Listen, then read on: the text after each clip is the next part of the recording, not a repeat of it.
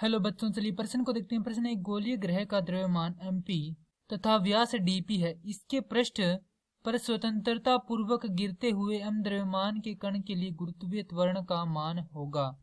हमें यहाँ पर गुरुत्वीय त्वरण का मान निकालना है।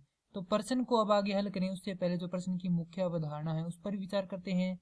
तो इस प्रश्न के लिए जो मुख्य अवधारणा है वह हो जाएगी न्यूटन की गति का द्वितीय नियम।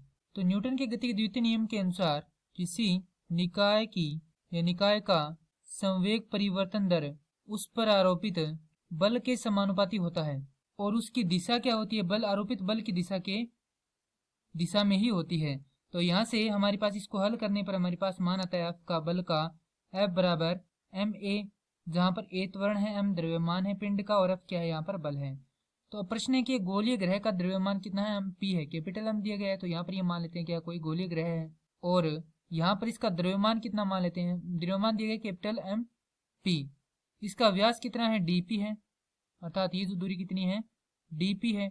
तो यहाँ से इसकी त्रिज्या कितनी हो जाएगी, d/2p हो जाएगी।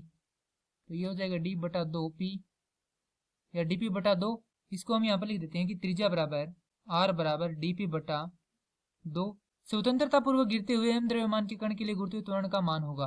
तो यहाँ पर हम कोई कण मान लेते हैं जिसका द्रव्यमान कितना है, m है, और इस पिंड के द्वारा इस पर क्या लगाया जाता है, यहाँ पर इस प्रकार से एक गुरुत्वीय त्वरण लगाया जाता है। मान लेते हैं इनके मध्य की दूरी कितनी है, ये मान लेते हैं हम है r, माफ कीजिए यहाँ पर ये मान लेंगे हम कैपिटल R। तो जैसा कि हम जानते हैं गुरुत्वाकर्षण के नियम के अनुसार जो बल होता है किन्हीं दो पिंडों के मध्य लगने वाला बल F है बराबर होता है किसके, G कैपिटल M गुणा में स्मॉल m बटा में R का वर्ग, जहाँ पर R क्या है उनके मध्य की दूरियां, यहाँ पर लिखेंगे पिंडों के मध्य की दूरी।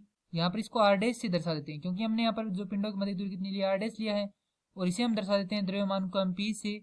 और छोटे वाला जो m है वह किसको दर्शा रहा है, वह दर्शा रहा है इस जो हमारा पिंड है उसको, छोटे वाला पिंड को, जो क्या कर रहा है यहाँ पर स्वतंत्रता पूर्वक गिर रहा है, इसी कण को दर्शा रहा है। यह दूरी किसके बराबर है, r डैश के बराबर है। तो यहां से हम देखें तो हमारे पास आएगा G कैपिटल M P बटा में M भाग में R डैश का वर्ग बराबर होगा m a के। तो m से m कट जाएगा, यहाँ पर a बराबर होगा G m p बटा R डैश का वर्ग। चूंकि R डैश क्या है, यहाँ पर इनके मध्य की दूरी है, तो जैसा कि हम देख सकते हैं कि जो पिंड है इसकी जो त्रिज्या है वह क्या होगी, किलोमीटर में होगी, और यह जो दूरी है यहाँ पर ऊपर की ओर है, यानी पृष्ठ से कण की दूरी कितनी होगी, कुछ मीटरों में ही होगी, जैसे 10 मीटर 20 मीटर। तो यहाँ से क्या होगी, नगण्य होगी। तो यहाँ से हम लिख सकते हैं कि R डैश लगभग बराबर होगा R के। R का मान रखेंगे तो हमारे पास a बराबर हो जाएगा G m p भाग में, यहाँ पर R डैश का मान कितना है, dp/2 का वर्ग है।